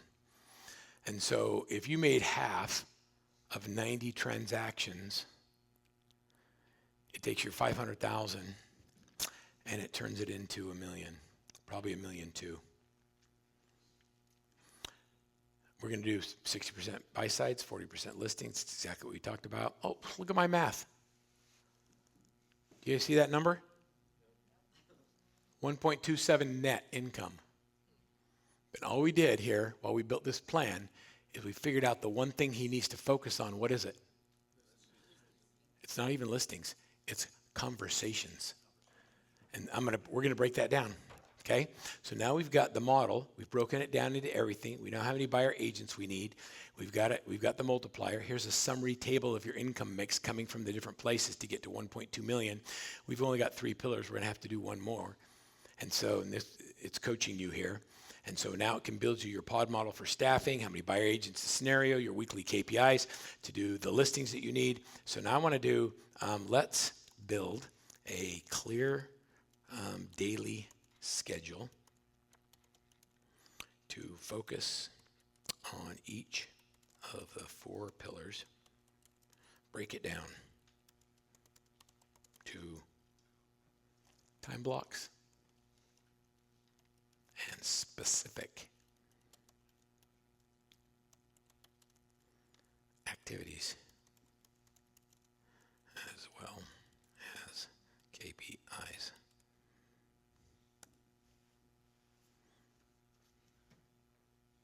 Oh, Joey, you got a lot going on, my friend. Here's your playbook. It's pulling it from the Daily Success Habits Tracker, your top 50 systems, 8651 playbook. It's going through and it's pulling from all these systems that we teach in coaching, and it's just applying them. And so now it's just laying them out for you. Here you go, 7:30 to 8, we're going to have a prep. And we're going to get ready. We're going to look at what we have in the pipeline. We're going to start the day with 3 priority actions to understand what our 3 most important things we get done are. We're going to do the 3 most important things every morning first. Okay? Brian Tracy calls that eat the frog. 8 to 9, we're going to do power hour. We're going to work pillar number 1. You have to have 5 personal calls. You're going to use Ford. You're not calling to sell, you're calling to serve. I'm going to give you all permission to stop selling because nobody wants to be sold today. How many of you are sick and tired of being sold? Like you're spammers, right? I'm going to give you permission to just stop it. I don't want to hear from you if the only reason you're calling me is because you want something from me. As a title rep, when all you do is call agents and say, can I have a deal? Did they keep answering your calls? No. But when you call and say, man, I was thinking about you and I came across this really cool tool and I thought it might help your business, close a couple more deals. No cost, no obligation. I just want to share it with you. That's how relationships are built, right? That's how we kill it. And then if you keep serving, what happens is it just comes back to you multiple. So we're going to have conversations a day. Then we're going to work on our FSBOs. We have to have 30 to 40 dials. We're going to speed dial. We have to have a 10-day follow-up workflow. We're going to have 30 conversations a day, 2 to 3 nurtures, and 1 listing appointment set every 2 days. Can you know if you're winning or not every day? Did you get one? Okay. Then we're going to break it down into warm nurtures. We're going to have 5 nurtures, touches a day. Then we're going to eat, never eat alone. This is a concept we taught in our new book called Raving Referrals for Real Estate, and it's never eat alone. You have lunch with somebody on your top 50 list. You never eat alone. If you eat alone, I'm going to lose my mind. Okay, you eat lunch with the top 50, with a vendor partner, with an agent referral partner, it doesn't matter. Then we're going to work our geographic farm. We have to have 20 to 30 calls every single day. We're going to go out and we're going to knock doors on the you can knock doors. You know what to say? Yeah, use your Italian accent. Hey, you got to move. I got people. They're going to come move you. You're going to move yourself. No, have some fun with it. Come on, have some fun with Joey. We were doing this at dinner last night. You know, you say, I was in the neighborhood. We've listed a property. I want to share you what your neighbor's houses are selling for. And I give a free evaluation so everybody knows how much equity they have right now. No cost or obligation. I just want to get to know the neighborhood. Serve, don't sell. Okay? And you will be shocked at how many people will say, that is so weird you came by today. We were just talking about refinancing, or we just wondered if now's the right time to move because our kids are all gone. You'll be blown away because you showed up that something else was going on in someone's life and you were the answer. It's awesome. Do you guys like knocking doors? Oh, come on. Okay, ladies, don't go by yourself. I never want you to be ever in a situation that's not safe. So be safe and don't knock houses where you know they're crack houses. Like, be smart. Like in Pacific Palisades, I coached a guy, he had 40% of the Palisades, so he owns it, and now it's burnt. And Anthony went from 100 million to 500 million, and they knock doors. Tell me that in your neighborhoods you can't knock doors. His average sales price is 4 million, and they knock doors. But they don't sell, they serve. And when they do that, it creates lots of opportunities. Anthony Margulis. And then he donates 10% of every commission dollar to one of 5 local charities. I dare you to ask him to discount his commission. He says, I'm happy to do that. Which one of these 5 charities would you like to take it from? Because I just give it to them. I mean, you can have it if you wanted to, but I was going to give it to one of these charities that helps gang members get jobs or saves pets or cleans up the beach or helps terminally ill children have their last wish granted. But if you need a little better deal, that's fine. It's awesome. It's just awesome. It's just awesome. So we knock doors. I was a Mormon missionary in Manchester, England for 2 years. You think selling houses is hard? Try selling Jesus. It's hard. It's hard. But you know what?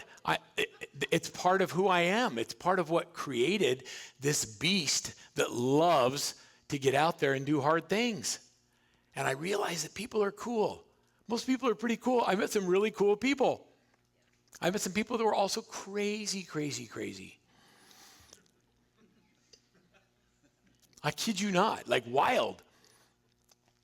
Oh, so fun. So hard.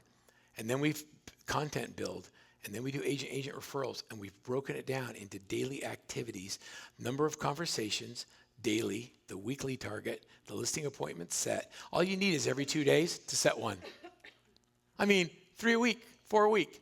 Set one. I don't even care if they list. You set 4 listing appointments a week, you'll hit it. And we're not going to hit 500,000. We're going to hit 1.2 million because we're going to hire 3 buyers agents. We're going to use a system to do that. We're only going to hire people that are hungry, humble, and smart. We have a system for it. We actually have an AI tool that we take their resumes and their disc profile and the answers to their interview questions, and it profiles and scores them for us. Oh yeah, greatness is predictable. And I love it when it came back and says, you should not hire your child. Entitled little snots. No, I'm just kidding. All right, so now we can turn it into a daily planner with KPIs. We can generate a firm formula. Any question that any of you have on your business plans, or Joey, as I've taken you through this right here, let's ask this the real question. I want to get out of production. And this feels like a bigger job. Is that truth? How do I build this so I can exit in which time? Oh, that long?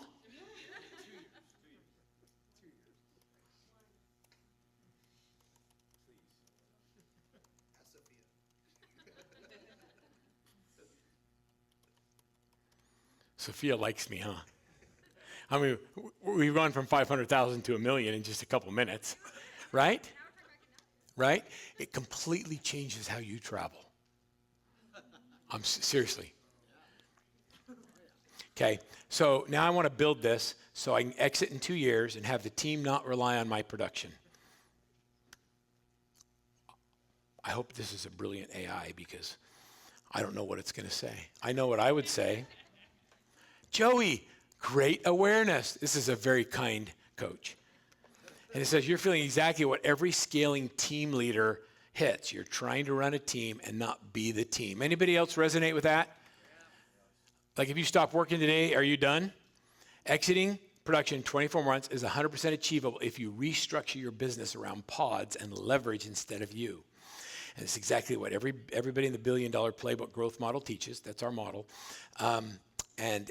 We'll help you do that. Here's how we walk through it. Number 1 is you got to stop producing only when listings are no longer dependent on you. When you have a listing partner who can handle 60 listings a year, your lead generation is system-based, not Joey-based. Ouch. But they love me. And your pod is producing without any direct involvement. So it's going to break it down. This is your current structure. Here's your next structure, is every time you go on a listing, you should be training your listing partner. I'm just going to tell you that I'm going to pay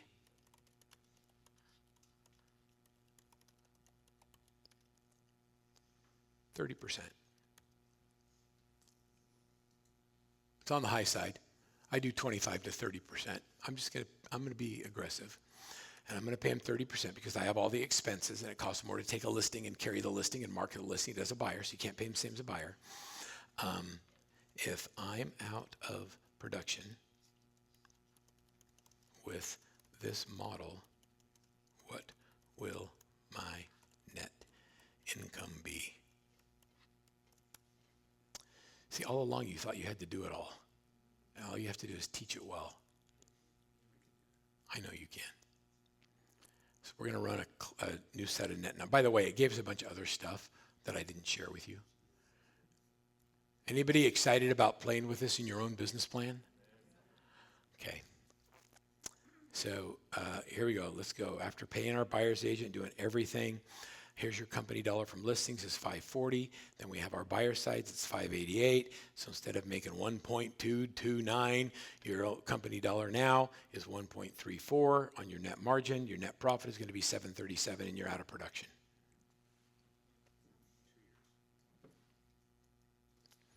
Is there any way you can get there thinking the way you've been thinking up till today? So what are you going to do? Here's what it means for you. You wanted to net 500,000 without selling homes. With this structure, you net 737. without touching production. That's 237,000 above your net income goal. So how are you going to exit? And we're going to create a 3-year projection model by adding pods. You can actually have multiple pods in different markets if you want to, each throwing off $700,000 in cash every year. I mean, or you could quit. I mean, it doesn't matter to me. So all we've done here is we've just reversed engineered what it takes to get there. The reason most of us don't perform like this because we don't have clarity on where it is we want to go, and then we don't have like really the roadmap of the things we have to put into place structurally to make it work. And at each level of business as I've grown, I've had to break everything and then hire people that are smarter than me to tell me what I need to build at the next level going up. Does that make sense? And it's not that I'm not smart. It's like my coach said to me, I know what your problem is. And I said, what is it? And he said, the body's outgrown the head. I'm like, what? That doesn't sound very nice. And he's like, you're running a company that you've never run before of this size, and you don't know the questions to ask or what's coming next, and so you feel like it's out of control. Does anybody else ever feel like that? Right, that was me. So I hired a fractional CFO, and he came in and started asking me questions that I didn't know to ask, and he helped us put our things in order. You know, if you want to have me climb the walls and lose my mind, ask me to build a spreadsheet or do accounting. I am not wired like that. I just am not. And so I do it, but I do it at a high level of emotional drain. You ever do anything you don't like to do, but you have to do it? How many of you do all of the pieces of a transaction and you stay up at night working on transaction management and processing because you have to wait till everybody's asleep, the TV's off, nobody can bug you, and you can really focus so you can get that crap done? Anybody do that?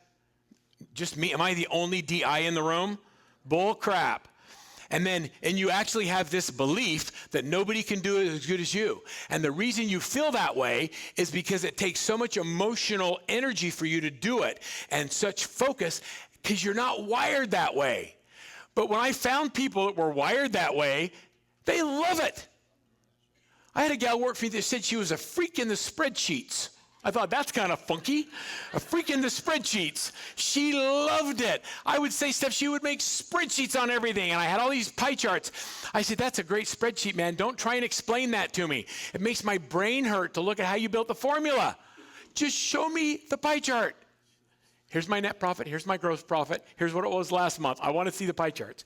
So delegate the things or create systems that cause you a high level of emotional drain to do. And do the part of the business you love. Go sell houses. You don't like prospecting? Hire someone else to do it. You can outsource everything except your spouse. Keep that in-house. All right, I'm going to go back to my deck. Okay, I'm going to take the, 2 hours goes fast, doesn't it?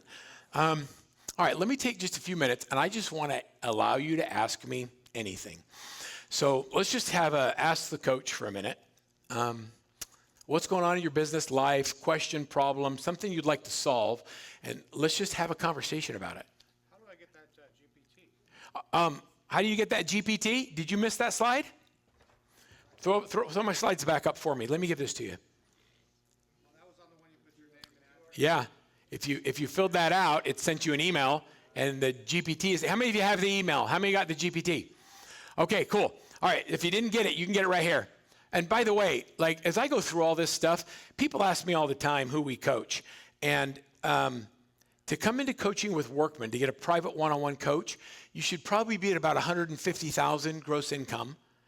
And we'll take you from there. So if you're making at least 150,000 and you want to go to 500 or a million or whatever, then sign up for a coaching consultation. Not because I asked you to, but because you really want to. If I have to talk you into it, I don't want to have that call with you. If you want help, we'll help you, and we're really good at it. And you know what we do works. Let me show you something. When I say predictable great, let me just show you this. This will just freak you out. Not really freak you out, but this is my coaching portal, and we track daily success habits on hundreds of teams.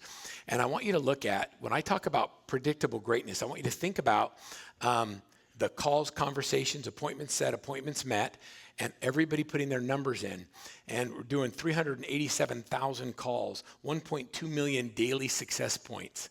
I'm tracking the data, and that data turns into income. You want to know how much these people make? Let's look at their business. These are like the real people. There's pages of them. And here's their business numbers. And I'll just do the few at the top. 7.3 million, 5.1 million, 3.2 million, 2.7 million, 2.9, 1.9, 1.8, 1.7. Greatness is predictable. And they're all following systems that we know work. The hard thing is letting go of the things that got you where you are and just saying, put me in, coach. I'm ready to learn.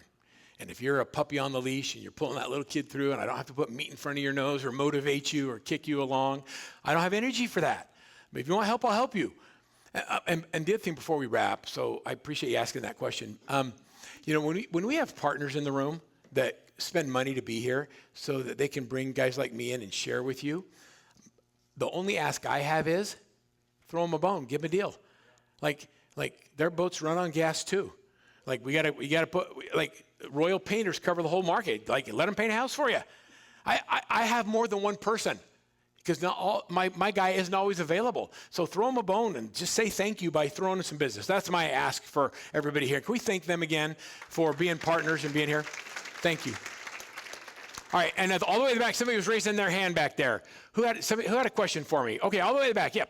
Hold up, gentlemen. We're going to get you a mic. And by the way, I don't have to go anywhere. I'll hang out with you for a minute. So. Sorry, it wasn't a question necessarily. I was hoping we could get this GPT, your search that you just did, or your prompts. Oh, you want a or copy of his plan? Yeah, I'll just put my name. It's different for me, but I just like the prompts that you did and the format. Can we have that? I will give it to you.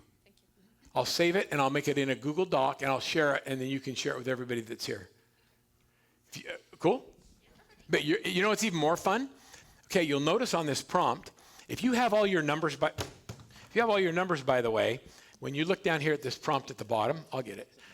All the way down here at the bottom, I can upload last year's business plan and say I want to do double. And have it reverse engineer what my plan was last year and then put my actual numbers in it. And it'll take all that data, it'll recalculate it and build it from scratch. And so the 40-page business plan that's on your desk, those pages are in here. They're all a part of this. And so it'll go through, help you with your core values. It'll help you with your mission statement. It'll help you with all of those pieces, even though we didn't cover them all today. And so it's really fun. So when you're done, you'll have all your goals and then just set stupid goals. Just like fail up. I mean, we went from 500 to 1.2 million, and we did it in just a couple seconds. Now, if you only hit like 800,000, would that suck? Would it? Right, so let's go for it. You want to? I mean, you weren't that committed.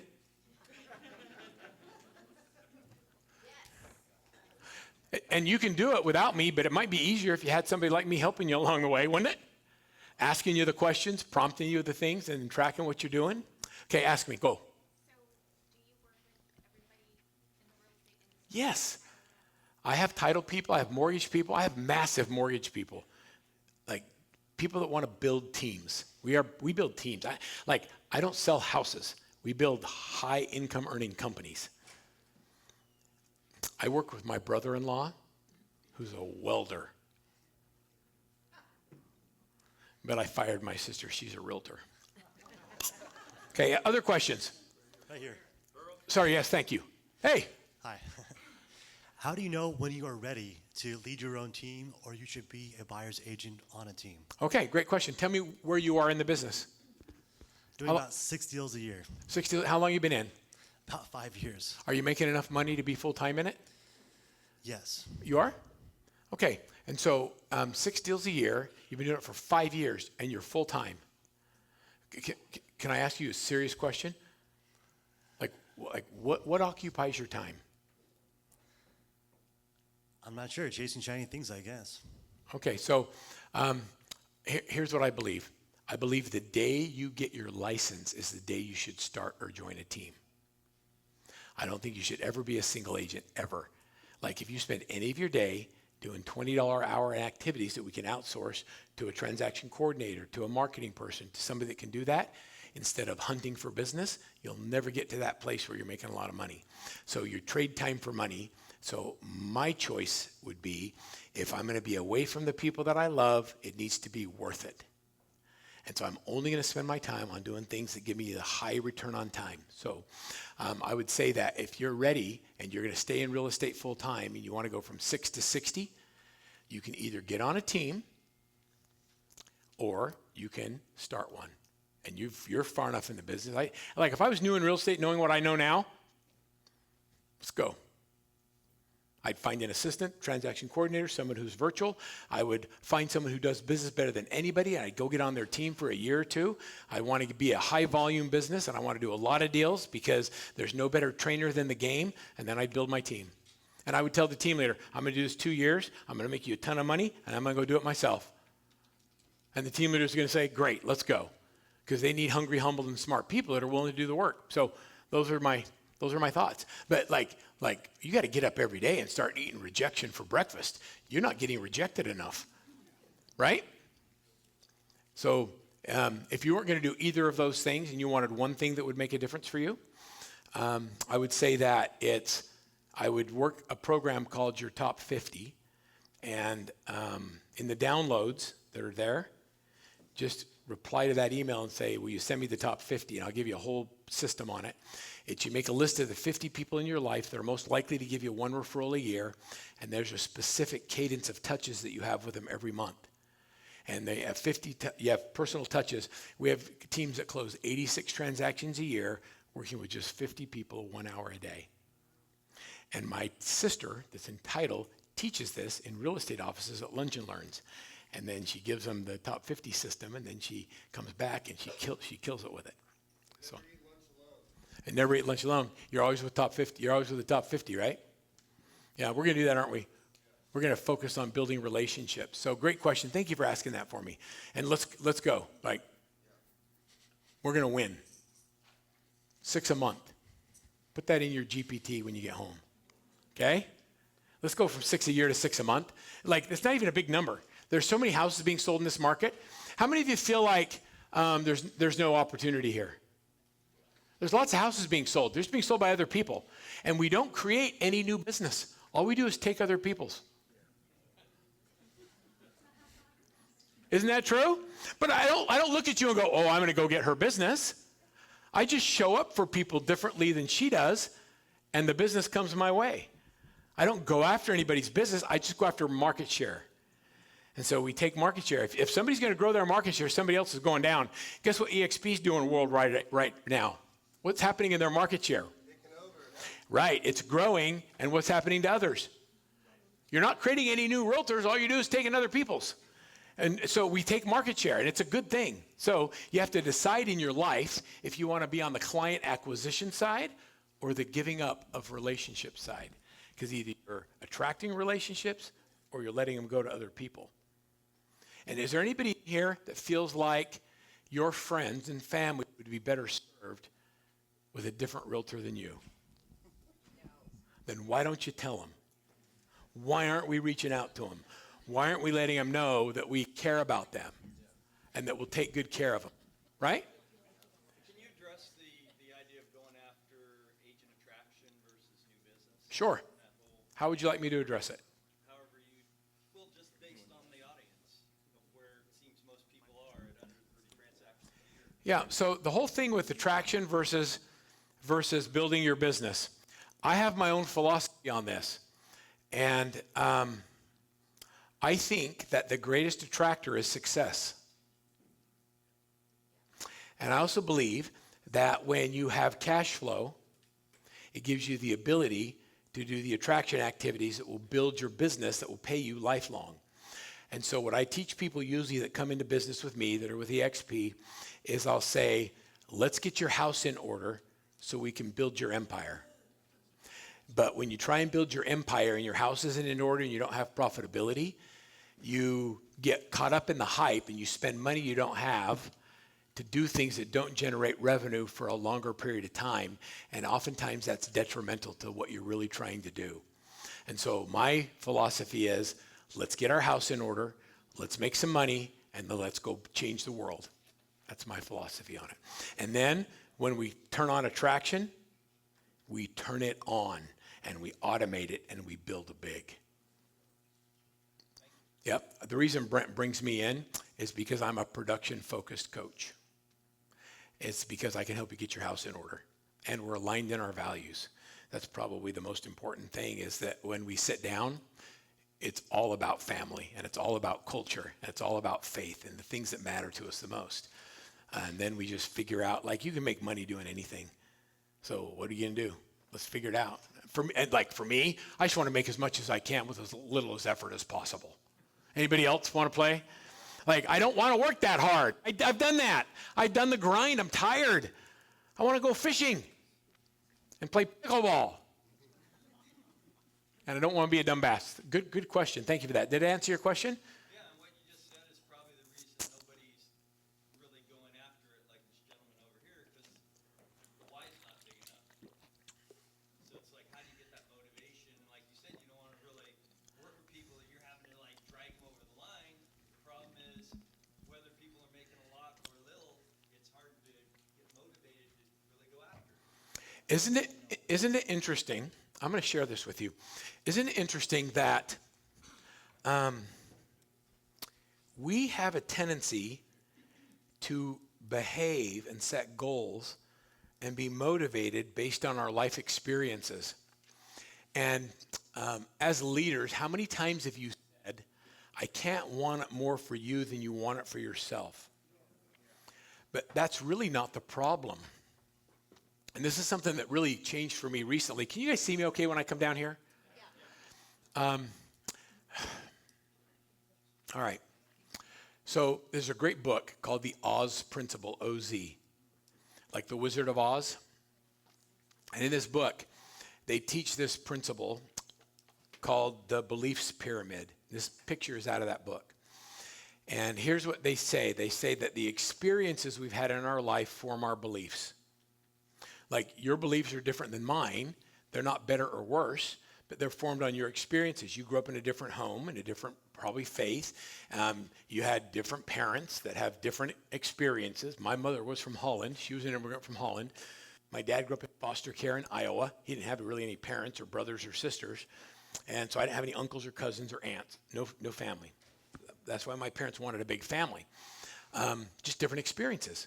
And so if you don't believe you have value, or that you're not worth making $1 million a year, it's not because your beliefs are wrong. It's because you haven't had experiences that have created the belief that you can do that. And then sometimes in our lives, we've been surrounded by people and environments that crush and make us feel like we don't have value. Has anybody had people in your life like that made you feel less than, or that you weren't worth it? And that, why do you even try? Because you're not that smart? That was my mother. My mother told me not to go to college because I wasn't that smart. Later on, I found out it's because she didn't have any way of paying for it. But she put me in resource. I was like special need child. I got to do my spelling test verbally because I couldn't write. What the real problem was, I'm a severe attention deficit. I'm freaking wired up. I started college, man. I'm like listening to these people. And I'm like, will you speed up a little bit? I got to go, right? I mean, Adderall changed my life. But I was a problem child. My DECA club teacher, so I went and I was in DECA. DECA is like a business club in high school, and I was a total nerd. And so I got in the DECA club, and they do these contests where you compete for like sales manager meeting and marketing, and you do these competitions, and business people come in and they score you. And I won the DECA club sales manager competition for my high school. And then I won it for the state, and then I won it at nationals. But when I won in Utah, I got a ticket to go to a motivational sales rally. And I went to the University of Utah, and I got to see the great Zig Ziglar. Have you ever seen Zig Ziglar talk? Oh my gosh, and you got to prime the pump, and you got to have a goal, and you got to break it down to a monthly, weekly, and you're going to be a wandering generality or a meaningful specific. Oh, it was awesome. I'm a high school kid, and there's all these people, like there's all these Amway people, a bunch of real estate people there, and then Verl from Brighton High School, and guess who was up after Zig? Tom Hopkins, how to master the art of selling. You got to tie it down. Wouldn't you agree that it makes sense? I'm listening to this guy, I'm like, freaking awesome. And I went back to my DECA Club teacher, and I said, I want to be a motivational speaker. And you know what my teacher said? Patted me on the head and said, you need to have more realistic goals. There's no career path for that. I'm not kidding you. Our experiences form our beliefs. And we're surrounded by people that tell us we can't do something or you're not worthy. In 2000, I spoke with Zig Ziglar 4 times. I was next after Zig Ziglar. And the next year, I spoke with Tom Hopkins. I shared the stage with the people I was told there was no career path to be. How cool is that? I got to hang out. I sat with Zig Ziglar in the green room, and we just talked. And he asked about my kids. And the next, we did 4 cities together. And then, okay, so one of the big differences was I got $500, and they bought my lunch. He got $50,000 for his speech, and they put fuel in his private jet. He's like, I'll meet you at the next city, son. He didn't invite me on the jet. But he asked about my kids, and he's a man of faith, and he was so genuine. And everything he talked about, he actually lived it and did. Isn't it cool when you meet a hero and they are what you thought they were? That was what Zig Ziglar was to me. It was so cool. Tell me I can't do something. There's no career path for that. I didn't believe there was either for a long time. Matter of fact, my first seminar I did was selling laptops to realtors. And I was 400 pounds, and it was in Las Vegas, Nevada. And there was this beautiful showgirl on the front row. She made me uncomfortable. She was so pretty. And I was like huge. And I walked over here, and she followed me with her eyes. And I walked over here, and she followed me again. And my wife and I have a joke. I said, honey, I think I have a chubby chaser in the audience. And then she held up a sign, and the sign said, zip up your pants. I had put my microphone on and untucked my shirt and started speaking, and my fly was open, and I'm doing this, and she's watching me and smiling, and I'm thinking, hey, and she's like, no, zip up your pants, idiot. That was my first seminar, and I didn't quit. My wife said to me, did you quit? Did you just leave? I'm like, no, I didn't. I just turned around, zipped up, and kept going. She's like, oh my gosh, I would have ran out of there. Like, it's so fun now, like doing what I love to do. Like real estate wasn't my jam, but real estate was my vehicle. That make sense? Our experiences form our beliefs. You all have goals that you set based on whatever your experiences are till now. And I hope that today I just crush all of those limiting beliefs, because they're like we're not any better than anybody else. We get up, we screw up our kids, we make bad choices, we have to fix things. I say the wrong things to my wife, and she says, why don't you think before you speak? Like we are normal, like everybody else, and we have all of the same issues, but I have had different experiences in my life that have allowed me to believe that I can actually make as much as I want, doing what I love, and not screw up my family in the process. And so I focus on different actions. And because I focus on different actions, I get different results. This pyramid is how we change and how we create predictable greatness. We find people who have the results that we want, and we duplicate their actions, we copy them, and it creates a new experience for us and changes our beliefs. So if I can just get you to do one thing and you have a win, you have an experience that says, when Verl shares something with me and it works, next time he says something, I'm going to do it. And tell me if that works. Does it? Yeah. Yeah. Several people. So it just works. Greatness is predictable. And so is average. And so when I asked you, when you stood up, gentleman back here, what was your name, blue shirt? Mark. When Mark stood up and he said, I do 6 deals, I'm like, what do you do all day? It wasn't, I'm not belittling, I don't even care. But I know that if you tracked what you did in 30-minute increments and shared with me, I could tell you how much money you're making. Because our activities create the outcome. And so, and it's not even that you have any bad habits. I'm just going to ask the question, is it possible that we could exchange some of your current habits with better ones? See, they're not even bad habits. We're just going to give some better ones. And so if we just make better habits, Augmendino says that the difference between those who succeeded and those who failed lies in their habits. Good habits are the unlocked door to success. Bad habits unlock the door to failure. So the first lie will follow as I will form good habits and become their slave. I set my first goal to make $50,000 a year because my dad made 40 as a school teacher. My belief was if I made $50,000, I'd be more successful than my dad, right? But then when I made it, I was like, it wasn't that hard. New belief happened. And I found somebody else doing the same thing that made 10 times that. So I copied them instead, and the next year did better. So let's have new experiences, and let's change what we believe is possible. Your new GPT is going to be so much fun. I have one last slide that I want to share with you, and then I'm going to wrap this up. By the way, how's today been? Has it been a good day? How many of you feel like there's our 4 pillars of income? That was a good one. Here's how you build $1 million business. We did that with our GPT. Here's our biggest excuse for failures. We don't have enough time. If we only had more arms, that would be better. But look, nobody has any more time than anyone else. Time, we cannot speed it up or slow it down. There's no such thing as time management. There's only me management. And so we just have to change what you focus on in your time. It's choice management. Oh yeah, there's Michael Phelps doing stupid goals. Okay, that's a great, look at that. I want Michael Phelps abs. This is where I find joy. This is my backyard now. And you can see look at my little granddaughters on that little thing. Look at them all. Aren't they so cute? Like, it's a princess party, and there's 3 boys, and they're like, dude, I want to play dress up. And like, all these girls are being crazy. That is a crazy family in my backyard. And you can see all the different cultures and all the different people there, and I love every single one of them. Wealth to me is measured every Sunday when I sit down in the chaos and I cook for these little angels. And my final message to you, this is my favorite place on the planet, is Lake Powell. I usually go 4 or 5 times every year. And it's the one place where everybody comes together and their phones don't work.